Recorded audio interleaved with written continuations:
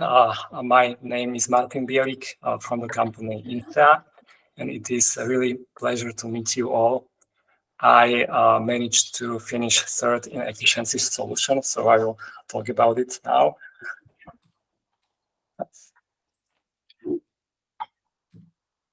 Okay, these are the points I'm going to talk about today.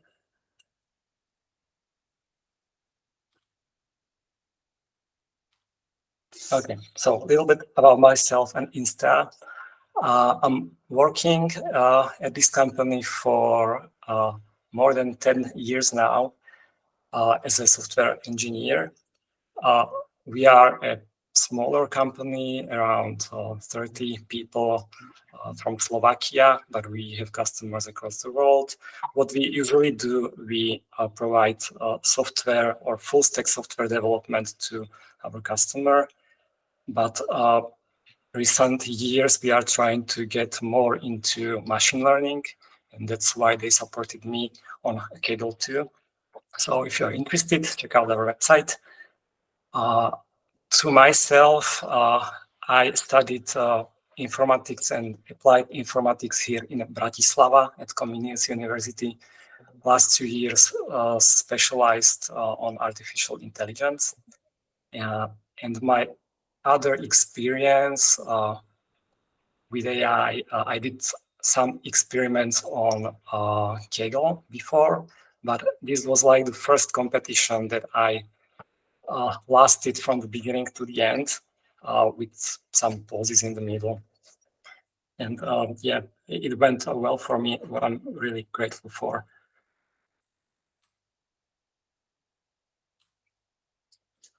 The main idea of my solution was to ensemble multiple smaller and possibly weaker regressors trained on a different subset of features.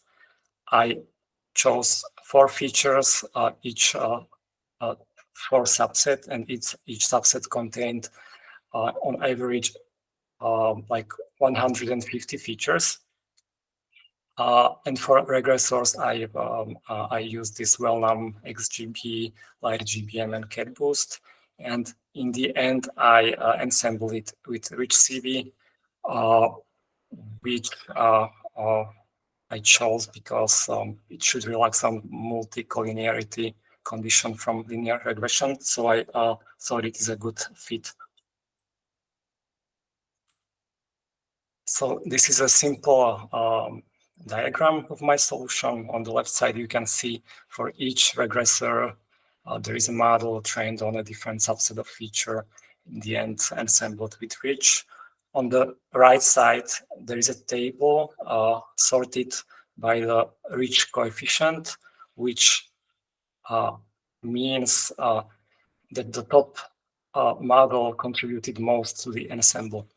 So for instance, the first one is CAT, that stands for CatBoost, and it used a subset of feature XFeeds, which is a cover name for some subset of features that I'll talk about in a minute. So the total training time of these models was around 13 minutes.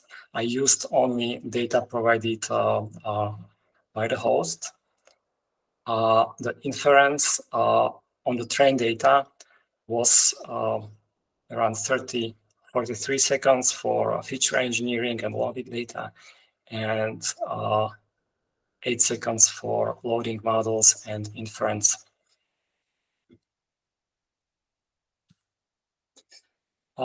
These are the tools I used, pretty standard from the data scientist toolbox. I used for the first time polars, and also experimented with Optuna for the first time. So both are really cool libraries.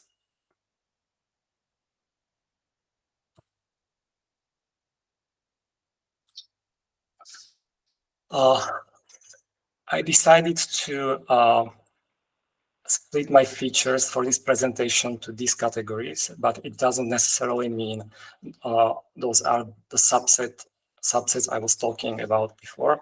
But it is easier to explain. So the first one are features from this excellent Silver Bullet notebook that also guys before mentioned they were using. Those are basically features built on top of reconstructed anonymized essays like word features, paragraph features, also features from events like P bursts and R bursts, etc. The next features I call almost bag of words. I pick it by hand, and you can think about it like a counts of short words, counts of medium and long words.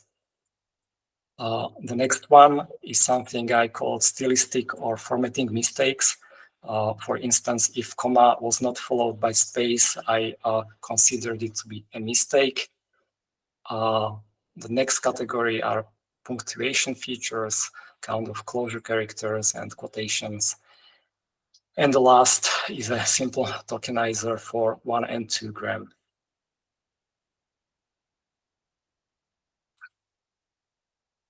Okay, so this is a feature importance for one of the, or the most contributing model from the ensemble.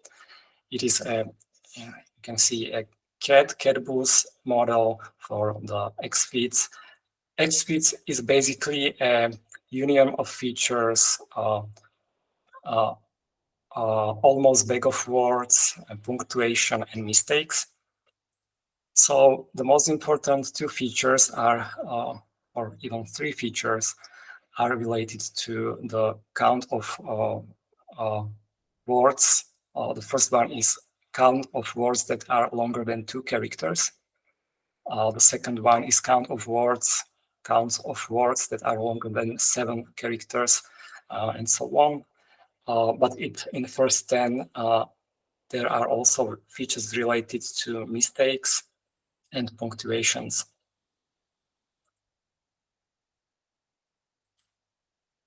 So here is the correlation plots.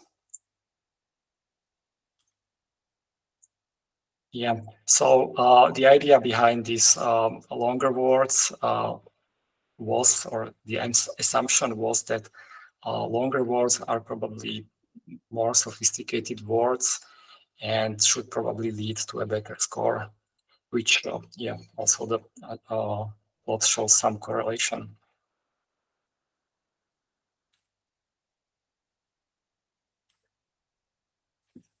For training, I used stratified 5-fold validation.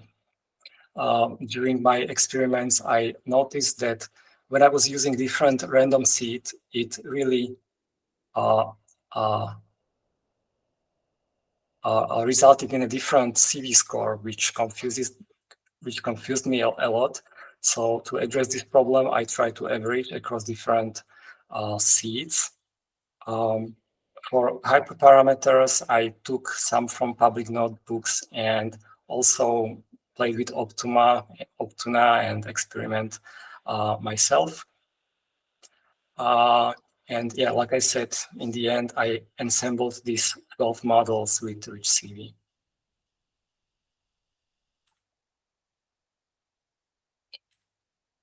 Since my my solution went well on efficiency, I'll talk about it a little bit. So I identified that the bottleneck was the feature engineering, similarly like the guys before. So I focused there. I used this excellent public notebook, Fast Essay Constructor, to quickly reconstruct the essays. Then I optimized Polars and Pandas code. I looked into the documentations for best practices and how to really make it efficient. Also, Polars code was much more performant than Pandas.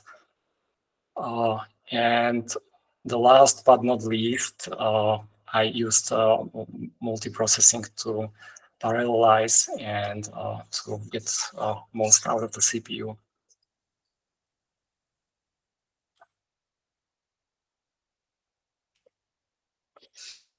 Important and interesting findings. So, like the key insight to me, it's pretty obvious that it looks like the features that were built on top of reconstructed essays were more important to my models, and I saw it also in the community, than the features that are from the events, the behavioral features. And that really suggests that the final outcome of the essay is much more important than the way it has been written. Yeah, maybe that's obvious, but my experiments confirms that. The next point is, I think that due to my inexperience with a leaderboard and shakeups, I picked two submissions from three of my submissions for final that were overfitted to the public LB, and that was a big lesson learned to me. Not only for Kaggle, but also for real-world projects. That now I realize how crucial it is to build a solid evaluation strategy and handle the data very carefully, because in the real world, it really influence the model performance. One thing is what we see in CV, but the other, how the model behaves itself in the real world. And the last thing is that I was pretty surprised how Polars is fast comparing to Pandas. At first, I was hesitating to learn it because Pandas works just fine, but the API was quite intuitive and it wasn't difficult to learn. But on the other hand, the performance boost was significant. All right. So that's it. Thank you for listening to me. If you have any questions.